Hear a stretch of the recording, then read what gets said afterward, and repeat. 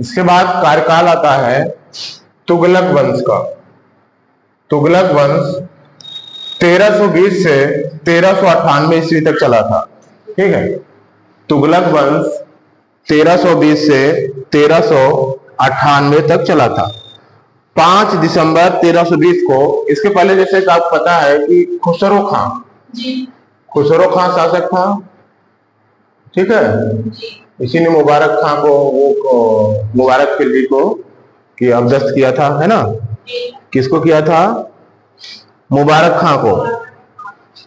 ठीक, किसी को मुबारक खिलजी को अबदस्त करके ये बना था, तो इसको हटा करके कौन? तुगलक। ठीक, तो 5 सितंबर 1320 को खुसरो खां को पराजित करके गाजी मलिक तुगलक, कौन? गाजी मलिक तुगलक, गाजी मलिक तुगलक, उनका क्या नाम था? गाजी मलिक तुगलक ने सत्ता पर कब्जा किया, पराजित करके। कब? 5 सितंबर 1320 को। 5 सितंबर 1320 को। ठीक है, किसने? गाजी मलिक तुगलक ने। फिर इन्हीं का क्या नाम था? गयासुद्दीन तुगलक, या तुगलक गाजी गयासुद्दीन तुगलक। गयासुद्दीन तुगलक। ठीक, इन्होंने सत्ता पर कब्जा किया और गयासुद्दीन तुगलक के नाम से 8 सितंबर 1320 को सिंहासन पर बैठा। नाम क्या रखा? गयासुद्दीन तुगलक। और गद्दी पर बैठा 8 सितंबर को। 5 सितंबर को हटाया था, 8 सितंबर 1320 को गद्दी पर बैठा। गद्दी पर बैठा। कौन गद्दी पर बैठा? यही गयासुद्दीन तुगलक। ठीक है, गयासुद्दीन ने अलाउद्दीन के समय के लिए गए अमीरों की भूमि को पुनः लौटा दिया। जैसे अलाउद्दीन ने क्या किया था? अमीरों से भूमि ले लिया था, तो ये गयासुद्दीन ने क्या किया कि अलाउद्दीन के समय ली गई भूमि को अमीरों को लौटा दिया। अमीरों को लौटा दिया। अमीरों को लौटा दिया। इसने सिंचाई के लिए कुएं एवं नहरों का निर्माण कराया। ये थोड़ा सा कल्याणकारी विचारधारा का व्यक्ति था, तो इसने क्या किया? सिंचाई के लिए कुओं का और नहरों का निर्माण कराया। कुओं का और नहरों का निर्माण कराया। किसने? गयासुद्दीन तुगलक ने। ठीक है, किसने करवाया? गयासुद्दीन तुगलक ने। नहरों का निर्माण करवाने वाला, इसको हम प्रथम शासक के रूप में कह सकते हैं। नहरों का निर्माण कराने वाला प्रथम शासक कौन? गयासुद्दीन तुगलक। गयासुद्दीन तुगलक नहरों का निर्माण कराने वाला प्रथम शासक था। ठीक, अब गयासुद्दीन तुगलक के बाद कौन आया? गयासुद्दीन तुगलक। ठीक, तो इसके बाद आते हैं मोहम्मद बिन तुगलक आते हैं। गयासुद्दीन तुगलक ने दिल्ली के समीप स्थित पहाड़ियों पर तुगलकाबाद नगर, जैसे तुगलकाबाद नगर जो है गयासुद्दीन तुगलक ने ही बसाया था। तुगलकाबाद ये आज भी है, तुगलकाबाद।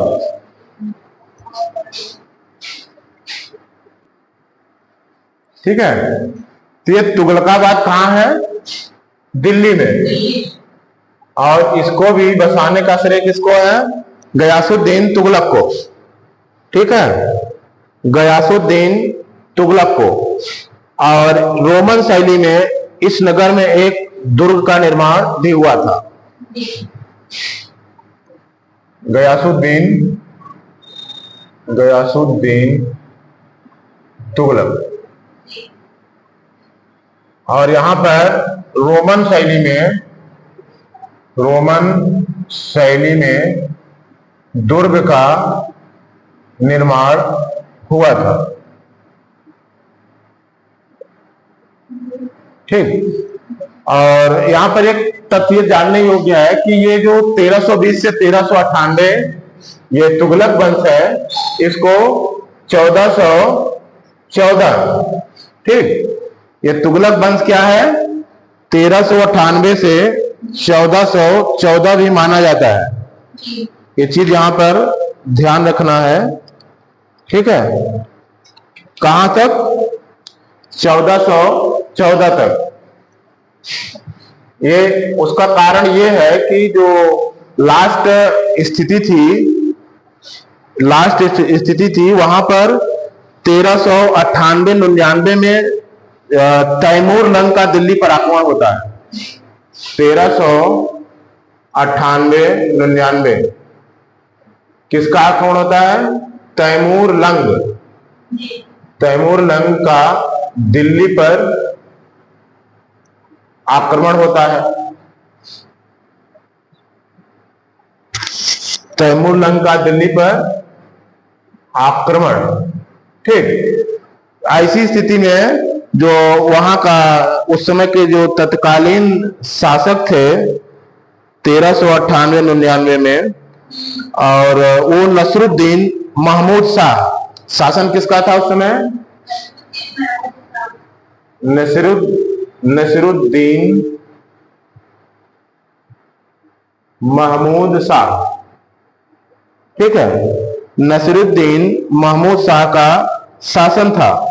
और जब तैमूर लंग दिल्ली पर आक्रमण करके मुगल साम्राज्य को तहस नहस कर देता है, तो महमूद शाह दिल्ली छोड़कर भाग जाता है। ये क्या होता है? महमूद शाह दिल्ली छोड़कर भाग जाता है। और ये कब आता है? ये आता है 1405 में। 1405 में जब तैमूर की मृत्यु हो जाती है, तैमूर लंग की मृत्यु हो जाती है। ठीक, ये ऐसा काल था, ये इस समय ये 1398-99 के बाद का जो समय था, तो इसमें दिल्ली सल्तनत से जौनपुर, गुजरात और मालवा पूर्णतः स्वतंत्र हो गए थे। इसी समय जब ये भाग जाता है तो कौन? जौनपुर, गुजरात और मालवा, ये क्या थे? दिल्ली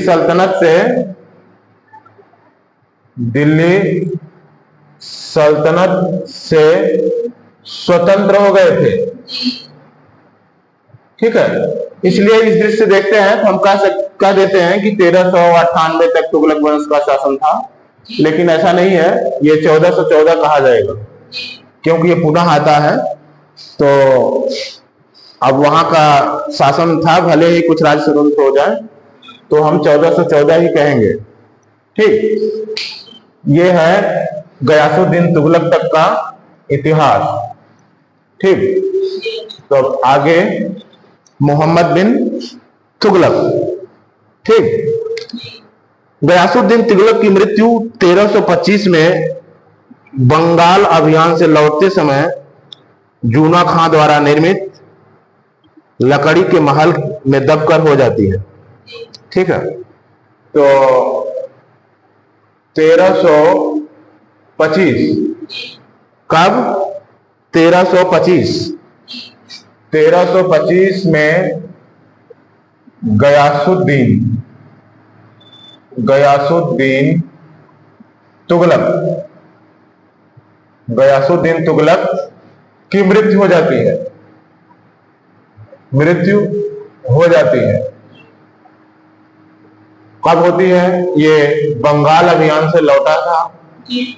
बंगाल अभियान से लौटा था और ये बंगाल अभियान ठीक से लौटा था। और उसी समय क्या हुआ कि जूना खां ने एक लकड़ी का महल बनवाया था। जौना खां ठीक, जौना खां लकड़ी का महल बनवाया था। महल बनवाया था, उसी में दबकर वो टूट गया। उसी में दबकर गयासुद्दीन तुगलक की मृत्यु हो गई। ठीक, गयासुद्दीन तुगलक की मृत्यु हो गई। ठीक, गयासुद्दीन तुगलक की मृत्यु हो गई यहीं पर। ये जौना खां कौन था? जौना खां। जौना खां, उसी की याद में जौना खां की मृत्यु के बाद जौना खां के ही याद में जौनपुर नगर बसाया था। जौनपुर नगर बसाया गया था। किसने बसाया था? जौनपुर नगर किसने बसाया था? तो ये जो जौना खां था, इसी की याद में कौन? फिरोज शाह तुगलक। फिरोज शाह तुगलक। तुगलक ने जौनपुर नगर बसाया था। जौनपुर नगर बसाया था। यही जौना खां या उलूग खां, इसका नाम उलूग खां भी था। जौना खां या उलूग खां किसके नाम से? मोहम्मद बिन तुगलक। मोहम्मद बिन तुगलक के नाम से दिल्ली की गद्दी पर बैठा। दिल्ली की गद्दी पर बैठा। किस नाम से? मोहम्मद बिन तुगलक के नाम से। ठीक, मोहम्मद बिन तुगलक के नाम से जौना खां दिल्ली की गद्दी पर बैठा। कब बैठा? 1325 में, क्योंकि 1325 में ही गयासुद्दीन तुगलक की मृत्यु हो जाती है। ठीक, मध्यकालीन सुल्तानों में मोहम्मद बिन तुगलक सर्वाधिक शिक्षित एवं विद्वान था। कौन? मोहम्मद बिन तुगलक सर्वाधिक शिक्षित तथा विद्वान था।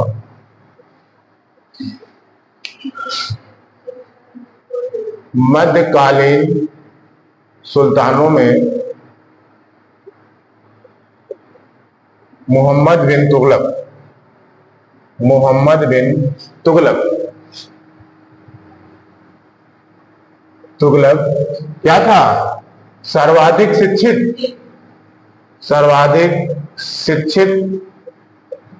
तथा विद्वान था। सर्वाधिक शिक्षित था, विद्वान था। फिर भी क्या सफल बादशाहों में इसकी गिनती होती है? सुल्तानों में? सफल सुल्तानों में मोहम्मद बिन तुगलक की गिनती नहीं होती है। मतलब सर्वाधिक विद्वान, सर्वाधिक शिक्षित और सफल नहीं मोहम्मद बिन तुगलक। और अशिक्षित कौन? अकबर। महान शासक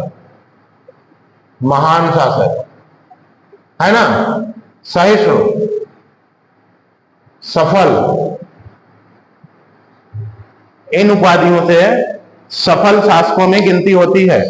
तो कहने का मतलब ये कि प्रशासन में सफलता असफलता और शिक्षा का कोई विशेष लेना देना नहीं है। बस निर्णय ये है, मतलब ये है कि कितना उसने बुद्धि का प्रयोग करा और उसके सलाहकार कैसे हैं और वो विद्वानों को कितना संरक्षण देता है, है ना। जैसे कि अकबर के दरबार में नवरत्न रहते थे कि नहीं? क्या इनके तुगलक के दरबार में भी नवरत्न रहते थे? ऐसा नहीं था, ठीक है। वो उनको केवल अपने ही विद्वता पर भरोसा था, और वो सफल शासकों में इनकी गिनती नहीं होती है, ठीक। तो मोहम्मद बिन तुगलक अपनी सनक भरी योजनाओं के लिए जाना जाता था। किसकी? सनक भरी योजनाओं के लिए, सनक भरी योजनाओं के लिए। हाँ, मतलब कि सांकेतिक मुद्रा ला देंगे और उससे संबंधित वो जो असामान्यताएं आएंगी उसकी कोई योजना नहीं। हाँ, कैसे उसको वो किया जाएगा, कैसे संचालन होगा व्यवस्था का, इसकी कोई योजना नहीं। मतलब क्या कहा जाएगा?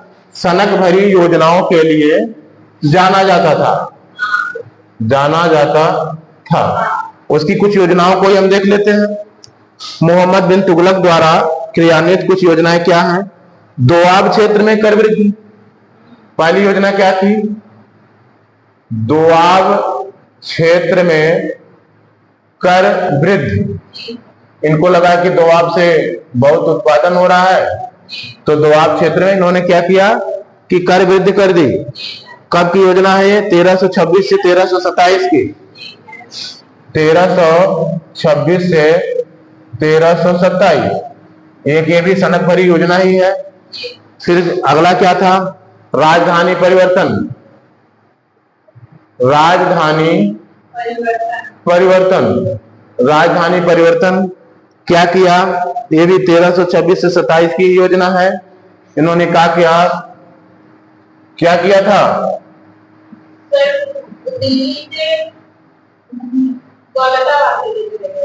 हाँ, राजधानी को दिल्ली से दौलताबाद मतलब देवगिरी, ठीक है। तो और खुद नहीं गए, प्रशासन ही नहीं लेके गए, अपना पड़ोसी और जनता भी लेके गए।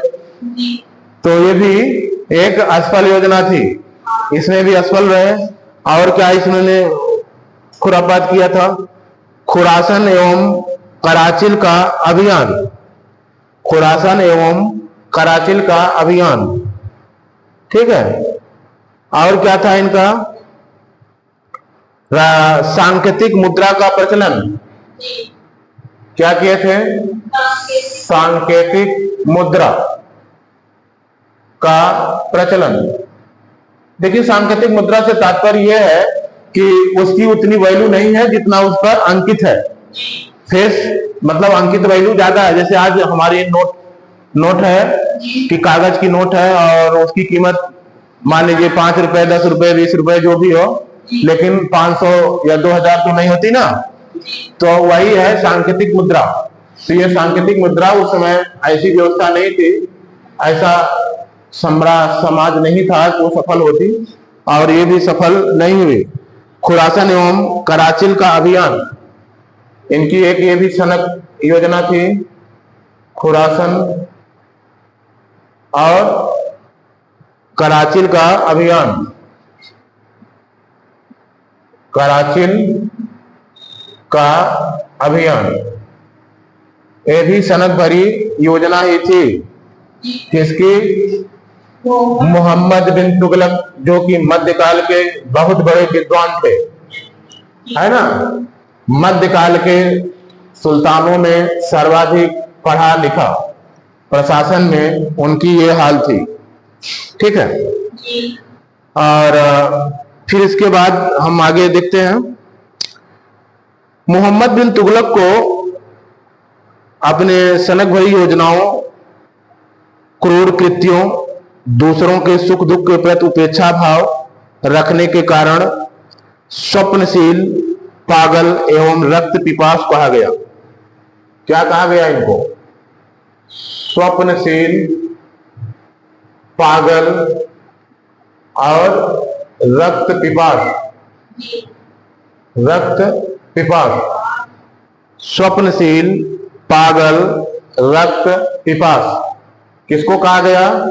मोहम्मद बिन तुगलक को, क्योंकि ये अपनी सनक भरी योजनाओं को लागू करने के लिए जन सरोकार से कोई मतलब नहीं था। क्या इसका प्रभाव होगा इसका अध्ययन ये नहीं करते थे, केवल लागू करना है, प्रभाव क्या होगा वो नहीं पता है। आज भी ऐसे कुछ नेता हैं जो केवल लागू करना ही जानते हैं, ठीक है। तो ऐसे ही योजना और लोगों ये क्रूर कृत्य भी थे, जिसके कारण इन्हें स्वप्नशील, पागल, रक्त पिपास कहा जाता है, ठीक। मोहम्मद बिन तुगलक ने कृषि विकास के लिए अमीर को ही कृषि विकास के लिए अमीर को ही, ठीक है, योजनाएं बहुत लाते थे। इनके जैसे योजनाएं तो शायद ही कोई सुल्तान लाया होगा। अमीर को ही कृषि विकास के लिए, मतलब कि प्रयास तो करते थे जन कल्याण की, लेकिन कितना सफल होते थे वो। जैसे अमीर को ही, जिसमें किसके लिए लाया, ये पद का नाम है, एक कृषि से संबंधित कार्यों को देखने के लिए इन्होंने लाया था नवीन विभाग अमीर को ही, और इसका दीवान अमीर को ही हुआ करता था, ठीक। अमीर को ही क्या था, कृषि विकास के लिए विभाग था, कृषि विकास के लिए विभाग, ठीक, ये कृषि से संबंधित था, ठीक। मोहम्मद बिन तुगलक ने अपनी राजधानी क्या की थी, देवगिरी से दौलताबाद स्थानांतरित कर दिया था। यह भी उनकी एक सनक भरी निर्णय था।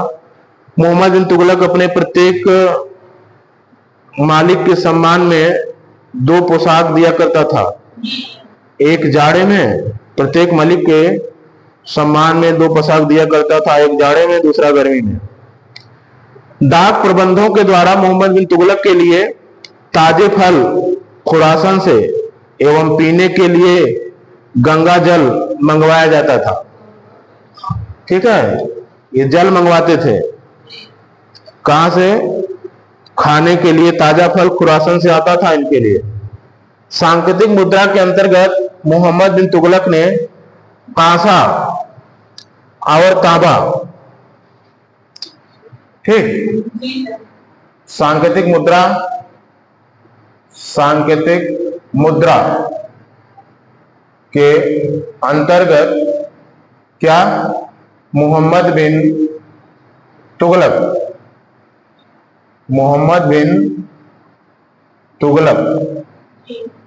तुगलक ने किसका, कांसा, ऐसा फरिश्ता कहता है,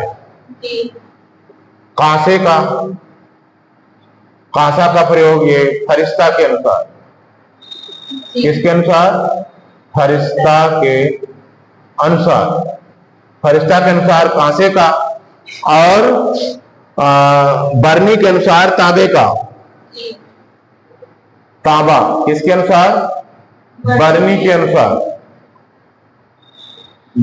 अनुसार तांबे का, मतलब इन धातुओं के सिक्के चलवाए थे, इन धातुओं के सिक्के चलवाए थे, कहने का मतलब है कि जितना इनका मूल्य था उससे ज्यादा इन पर अंकन किया गया था, ताकि ये सांकेतिक रूप से ही मुद्रा का काम करे, ठीक। इनका मूल्य चांदी के रुपए टंका के बराबर होता था।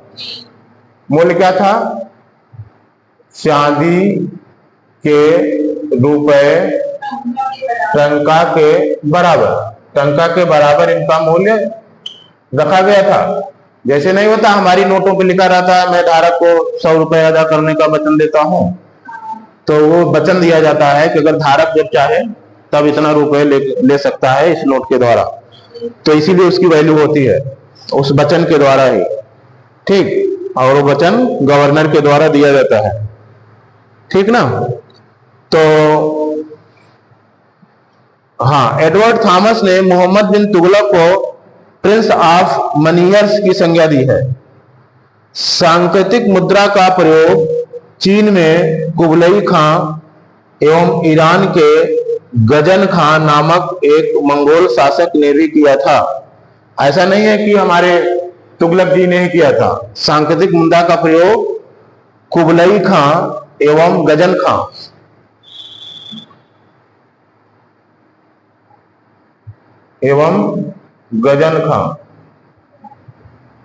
ठीक है, ये चीन के थे। गजन खां, कुबलई खां चीन के थे और गजन खां मंगोल शासक थे। मंगोल शासक, इन लोगों ने भी सांस्कृतिक मुद्रा का प्रयोग किया था। अफ्रीकी यात्री इब्न बतूता लगभग 1333 ईस्वी में भारत आया था। कब आया था इब्न बतूता? 1333 ईस्वी में इब्न बतूता भारत आया था। वो कहां का था? इब्न बतूता 1333 में भारत आया था।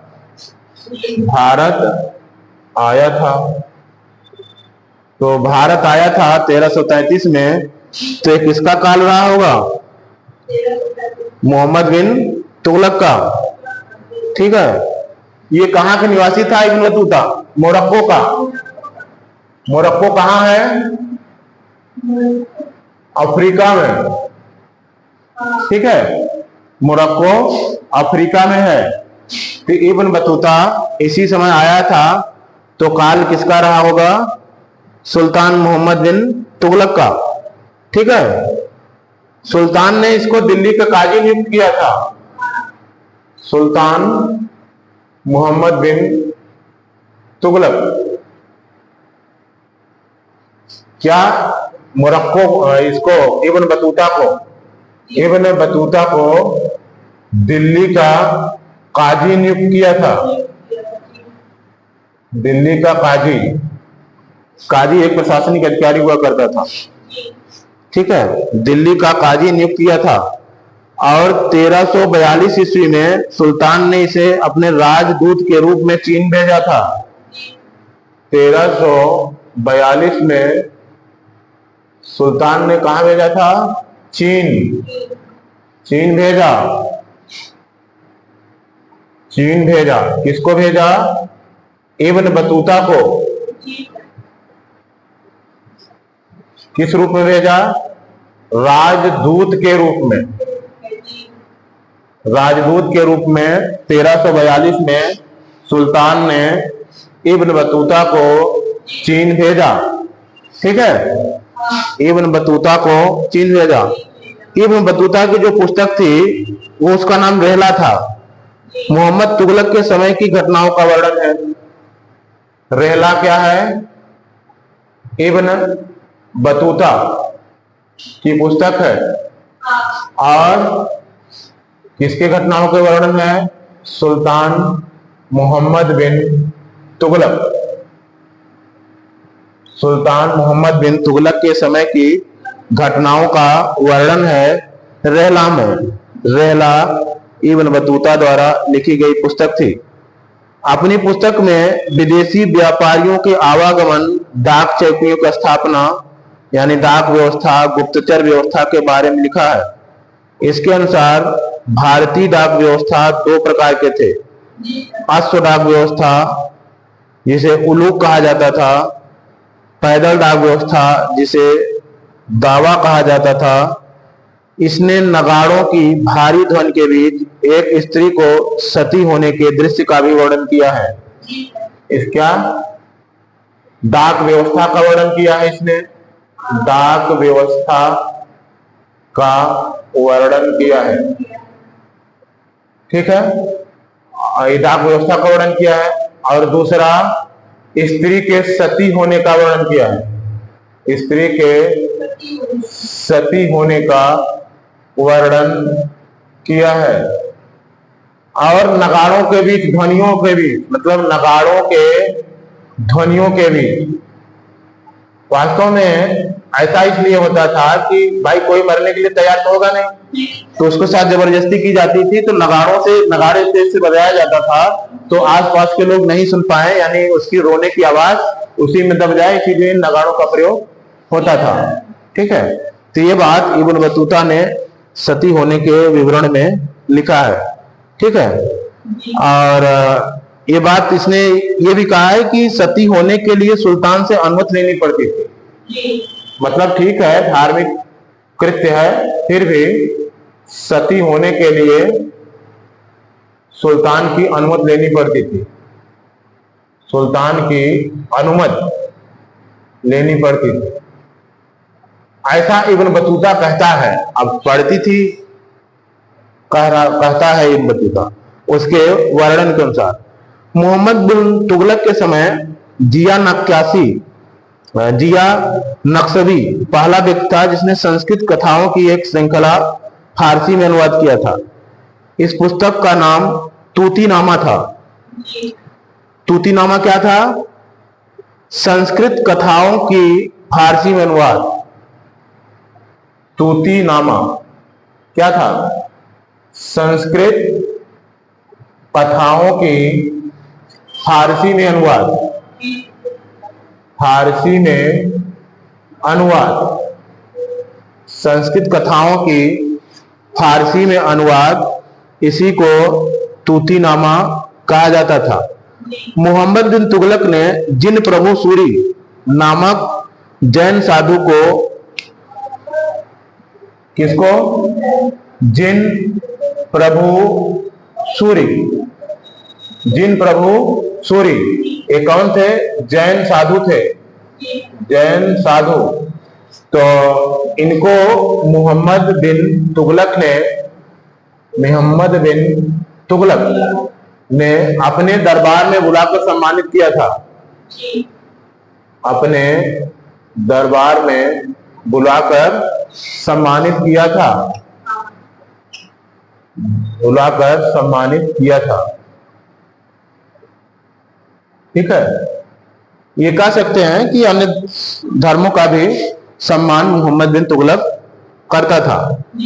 ठीक है, मोहम्मद बिन तुगलक की मृत्यु 20 मार्च 1351 को सिंध जाते समय ठट्टा के निकट गोडाल में हो गई।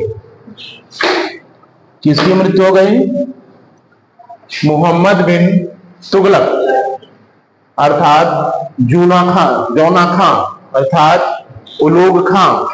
ठीक, जौना खां, उलूग खां, मोहम्मद बिन तुगलक, इनकी मृत्यु कब हो गई? मोहम्मद बिन तुगलक की मृत्यु कब हुई? 20 मार्च 1351 को। 20 मार्च 1351 को मोहम्मद बिन तुगलक की मृत्यु, मोहम्मद बिन तुगलक की मृत्यु हो गई। कैसे हो गई?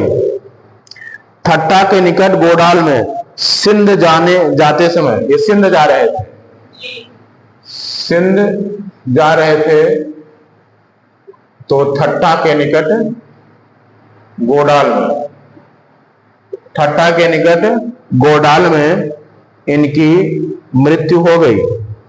ठीक, और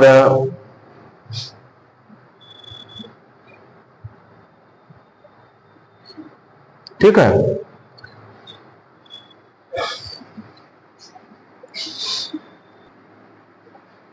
इन्हीं मोहम्मद बिन तुगलक के समय में ही, किसके? मोहम्मद बिन तुगलक के समय में ही 1336 में, ठीक है, 1336 में दक्षिण में हरिहर बुक्का नामक दो भाइयों ने विजयनगर साम्राज्य, ठीक, साम्राज्य अर्थात संगम वंश की स्थापना की थी, संगम वंश की स्थापना की थी। ये इन्हीं के शासनकाल में हुआ था, किसके? मोहम्मद बिन तुगलक के समय में, ठीक। और जब, ठीक है, महाराष्ट्र में अलाउद्दीन बहमन शाह ने 1347 में स्वतंत्र बहमनी राज्य की स्थापना की थी। कब की थी? 1347 ईस्वी में, 1347 ईस्वी में अलाउद्दीन बहमन शाह, अलाउद्दीन बहमन शाह ने क्या किया था? स्वतंत्र बहमनी राज्य की स्थापना, स्वतंत्र बहमनी राज्य। ये इन्हीं का काल था, क्योंकि 1351 तक थे ना ये, और ये 1347 में ही कर दिया था स्वतंत्र बहमनी राज्य की स्थापना, ठीक है। तो ये इन्हीं का काल था, और अलाउद्दीन बहमन शाह ने बहमनी राज्य की स्थापना किया था। यह भी इन्हीं के काल की घटना है, ठीक। जब ये मोहम्मद बिन तुगलक जब मर जाते हैं 20 मार्च 1951 को, तो इनके मरने के बाद इतिहासकार बदायूनी लिखते हैं कि अंततः लोगों को मुक्ति मिल गई, और उसे लोगों से। कौन? बदायूनी। बदायूनी क्या लिखते हैं? अंततः लोगों को मुक्ति मिल गई, मुक्ति मिल गई, मतलब अंततः जनता को मुक्ति मिल गई। और किससे मुक्ति मिल गई? मोहम्मद बिन तुगलक से, और मोहम्मद बिन तुगलक को जनता से मुक्ति मिल गई, ठीक।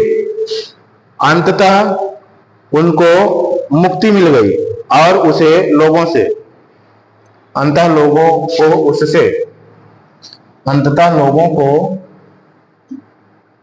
को उससे मुक्ति मिल गई।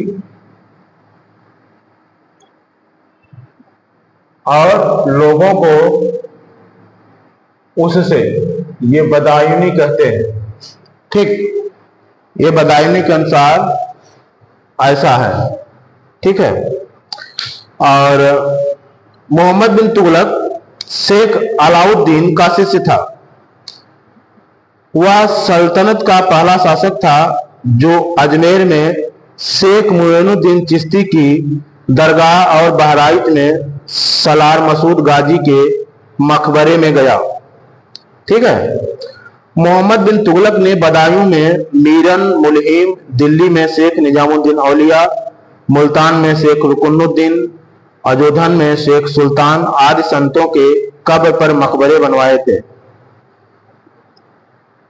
किसने बनवाया था? मोहम्मद बिन तुगलक ने। बदायूं में मीरन मुलहिम,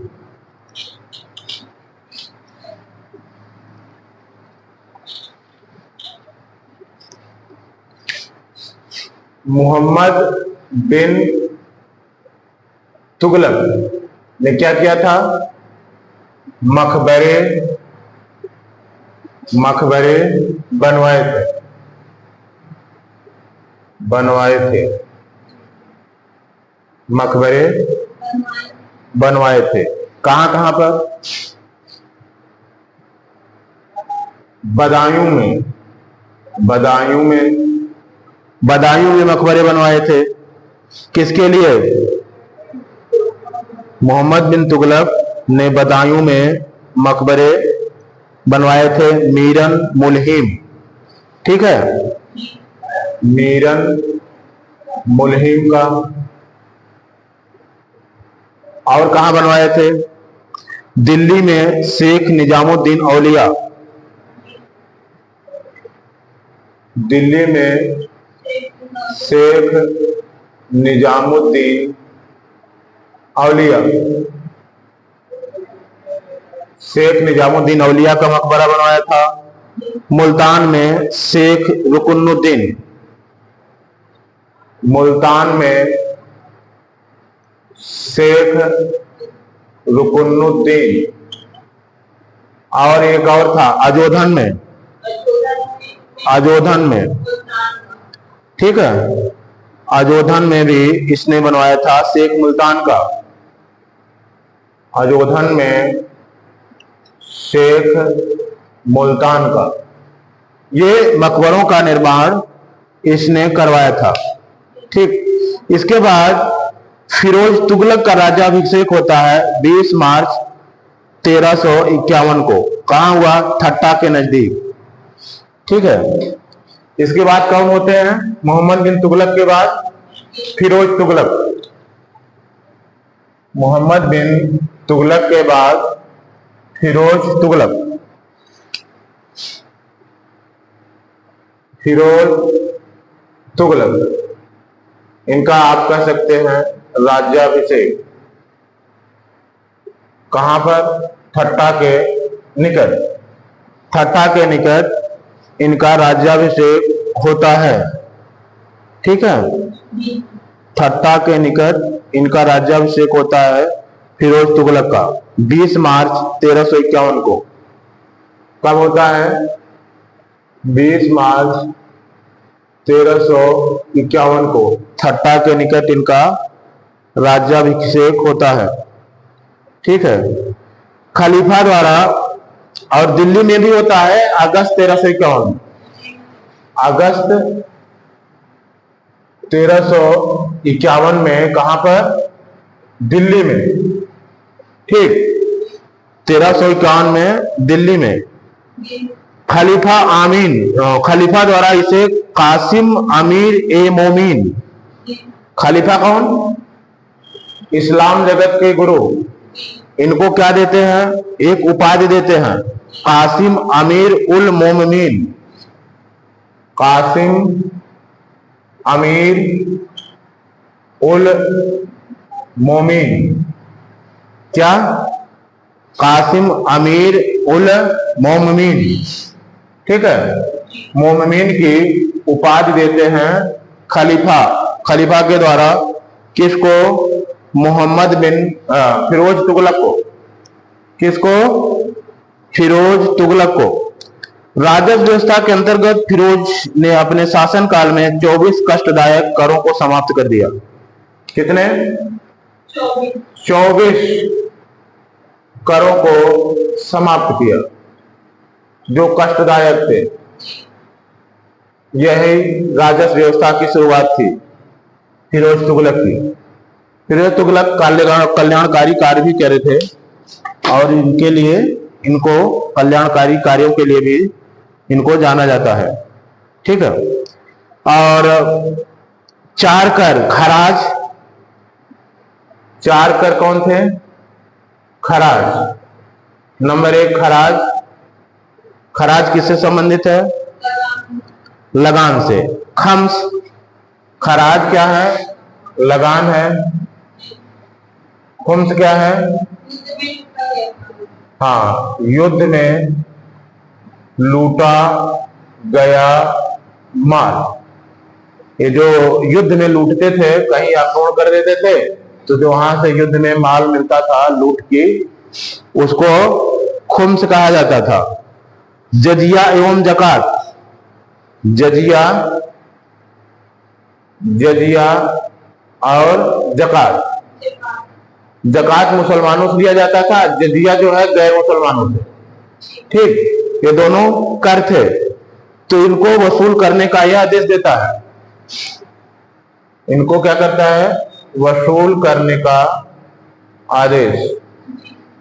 जजिया एवं जकात वसूल करने का आदेश ये देता है। ठीक है, फिरोज तुगलक ब्राह्मणों पर जजिया लागू करने वाला पहला मुसलमान शासक था। ठीक, वास्तव में जो ये जजिया कर था, ये गैर मुसलमानों से लिया जाता था, गैर मुसलमानों से, लेकिन ब्राह्मणों को से नहीं लिया जाता था, ब्राह्मणों से नहीं। लेकिन वो फिरोज तुगलक ने कहा कि सभी से लिया जाएगा, अर्थात ब्राह्मणों से भी जजिया वसूला। ठीक, ब्राह्मणों से भी जजिया कर वसूला गया। किसके आदेश से? फिरोज तुगलक ने के आदेश से। ठीक है, ये पहला शासक था जो ब्राह्मणों पर जजिया लगाया। पहला शासक हुआ जो ब्राह्मणों पर जजिया लगाया था। ठीक है, अन्य जजिया लेते थे लेकिन ब्राह्मणों से नहीं लेते थे, और इसने ब्राह्मणों से भी जजिया वसूला। ठीक है, इसके बाद फिरोज तुगलक एक नया कर सिंचाई कर भी लगाया। सिंचाई कर भी लगाया। सिंचाई कर ये क्या होता था? 1/10 होता था। 1/10 भाग उपज का 1/10, उपज का 1/10 भाग होता था। ऐसा इसने इसलिए संभवतः किया होगा क्योंकि इसने कुछ नहरों आदि का भी निर्माण कराया था। फिरोज तुगलक ने 5 बड़ी नहरों का निर्माण कराया था। ठीक है, फिरोज तुगलक ने 5 बड़ी नहरों का निर्माण कराया था। शुरुआत कौन करी थी नहरों का? नहरों के निर्माण की शुरुआत मोहम्मद बिन तुगलक ने ही करी थी। उसने भी नहरों का निर्माण करवाया था और इसने 5 बड़ी नहरों का निर्माण कराया, इसीलिए ये जो सिंचाई कर वसूला। हालांकि ये सिंचाई का एक नया कर था इसका। ठीक है, और फिरोज तुगलक ने 300 नए नगरों की स्थापना की। 300 नए नगरों की स्थापना। इनमें से कुछ का नाम हम इस प्रकार देख सकते हैं, जैसे हिसार है, फिरोजाबाद है, हिसार है, और कौन है? फिरोजाबाद। फिरोजाबाद से मतलब कहाँ है? दिल्ली में। दिल्ली में भी फिरोजाबाद है ना। फतेहाबाद, जौनपुर, फिरोजपुर। फतेहाबाद, जौनपुर, फिरोजपुर ये है। इस जौनपुर का नाम इसने जौना खां अर्थात मोहम्मद बिन तुगलक के नाम पर रखा था। ठीक है, वास्तव में ये सगा भाई नहीं था फिरोज तुगलक, जो मोहम्मद बिन तुगलक का सगा भाई नहीं था। ठीक है, भाई लगता था चचेरे में। तो जौनपुर में का नाम जौना खां के नाम से जौनपुर रखा था। ठीक, इसके शासन काल में खिजराबाद, टोपरा गांव एवं मेरठ से अशोक के 2 स्तंभ लाकर दिल्ली में स्थापित किया गया था। कहां से? खिजराबाद। खिजराबाद कहां? टोपरा। ठीक है, खिजराबाद टोपरा एक गांव है, और मेरठ दूसरा। मेरठ से क्या हुआ कि 2 अशोक स्तंभों को, ये अशोक के स्तंभ थे, अशोक के स्तंभों को कहां लाया गया? स्तंभों को दिल्ली लाया गया। इन दोनों अशोक के स्तंभों को दिल्ली लाया गया था। किसके द्वारा? यही फिरोज तुगलक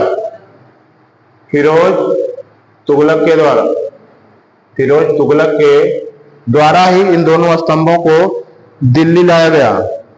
ठीक है, और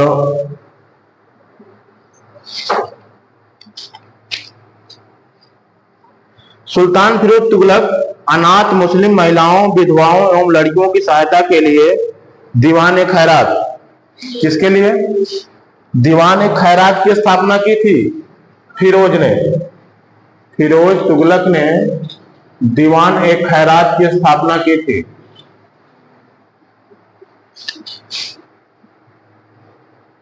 फिरोज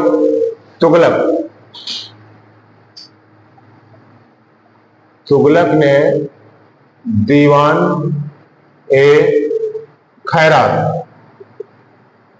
किसकी? दीवान ए खैरात की स्थापना की थी। किस लिए की थी? मुस्लिम महिलाओं, विधवाओं एवं लड़कियों की सहायता के लिए। मुस्लिम महिलाओं, विधवाओं एवं लड़कियों की सहायता के लिए। लड़कियों की सहायता के लिए, ये केवल मुस्लिम विधवाओं, महिलाओं और लड़कियों की सहायता के लिए था, अन्य के लिए नहीं। ठीक है। सल्तनत कालीन सुल्तानों के शासन काल में सबसे अधिक दास मतलब जितने भी दास वाले थे, सबसे अधिक दास फिरोज के समय में ही थे। फिरोज तुगलक, उनके समय में सबसे अधिक दास थे, अधिक दास। इसीलिए दीवान बंदगान नामक पद का सृजन किया था। ठीक। किसके लिए? ये 1,80,000 की दासों की संख्या कितनी थी? 1,80,000 दासों की संख्या थी। दासों की संख्या, इनकी देख रेख के लिए दीवान ए बंदगान नामक विभाग की स्थापना किया था इसने। जो दासों की देख रेख करेंगे, ऐसी जिम्मेदारी उनको सौंपा गया था। ठीक है। इसने एक अपनी आत्मकथा लिखी थी जिसका नाम था फतुहात ए फिरोजा शाही। फतुहात ए फिरोज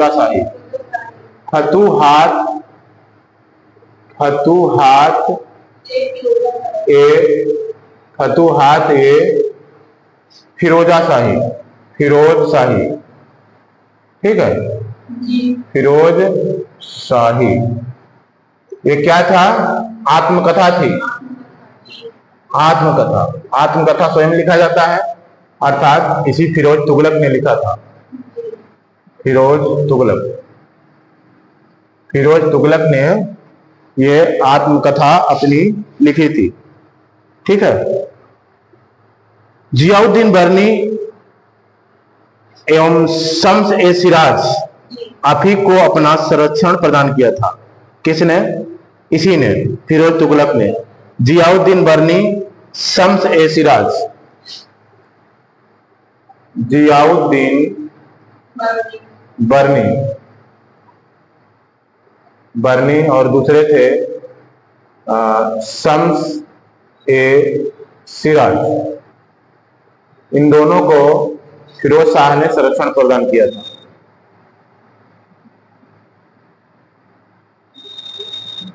फिरोज तुगलक ने संरक्षण प्रदान किया था अपने दरबार में। इन दोनों को संरक्षण दिया था। किसने? फिरोज तुगलक ने। फिरोज तुगलक के नागरकोट, ये वर्तमान में कांगड़ा, इनका अभियान 1361 के दौरान ज्वालामुखी मंदिर के पुस्तकालय से संस्कृत के 1300 ग्रंथ प्राप्त हुए थे। उनमें से कुछ को लगभग 300 का फारसी भाषा में अनुवाद अजीजुद्दीन किरमानी नामक फारसी विद्वान ने किया था। ठीक है। ये जब फिरोज शाह तुगलक का कांगड़ा अभियान था, कांगड़ा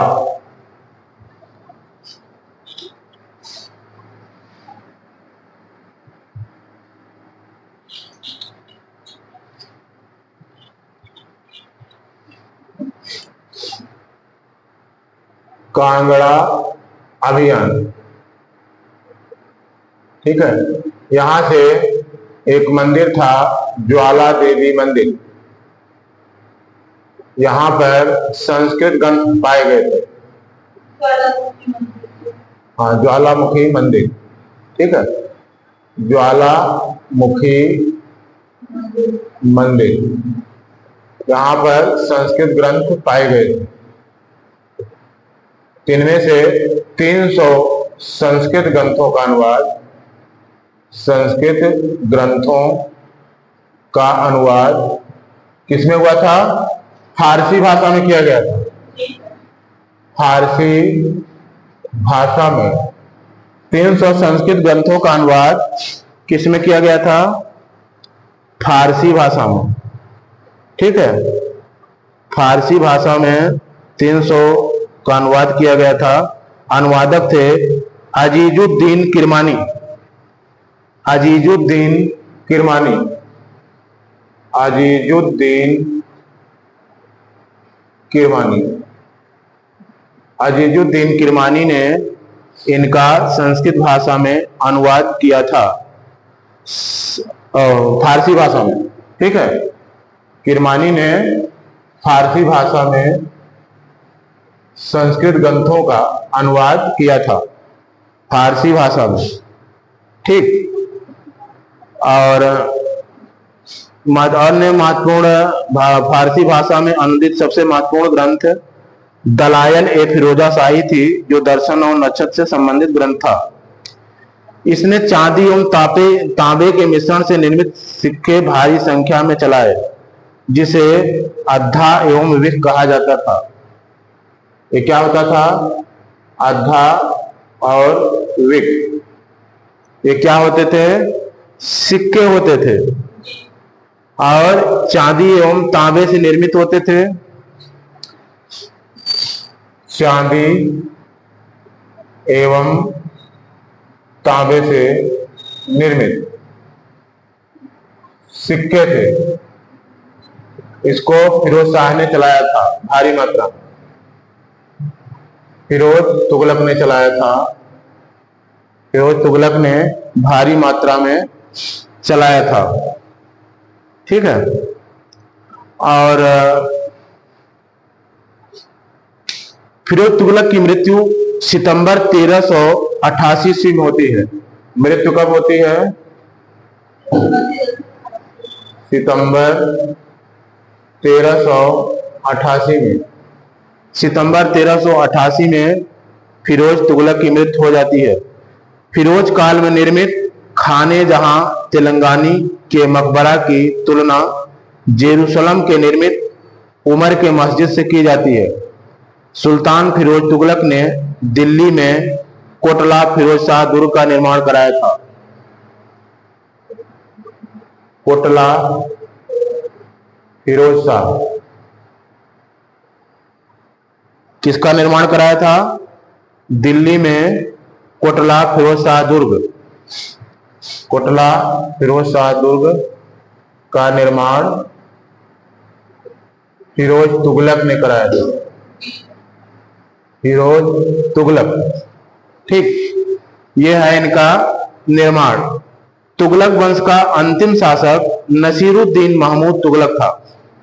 अंतिम शासक कौन था? अंतिम शासक नसीरुद्दीन महमूद तुगलक। नसीरुद्दीन महमूद तुगलक 1398 में जब आक्रमण हुआ था तो ये भाग गया था तैमूर लंग के आक्रमण के समय। ठीक है, और ये 1398 में दिल्ली पर तैमूर लंग ने इसी के समय में 1398 में दिल्ली पर आक्रमण किया। तैमूर लंग 1398 ईस्वी में दिल्ली पर आक्रमण किया था। आक्रमण किया था इसी के समय में 1398 में दिल्ली पर आक्रमण किया था। नसीरुद्दीन के समय में ही मली कुसरसक पूर्वाधिपति की उपाधि धारण कर एक हिजड़ा मलिक सरवर ने जौनपुर में स्वतंत्र राज्य की स्थापना की थी। मलिक सरवर ने क्या किया था? मलिक सरवर,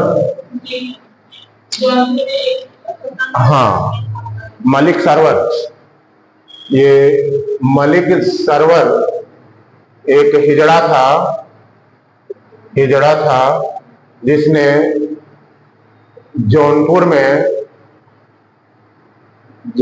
में स्वतंत्र राज्य की स्थापना की थी। स्वतंत्र राज्य की स्थापना की थी। ठीक, स्वतंत्र राज्य की स्थापना की थी। और पूर्वाधिपति अर्थात मलिक कुशर्सक पूर्वाधिपति की उपाधि धारण की थी। उपाधि धारण किया था किसने? मलिक सरवर ने। तो यहां पर आप ध्यान में रखना है कि जौनपुर नगर की स्थापना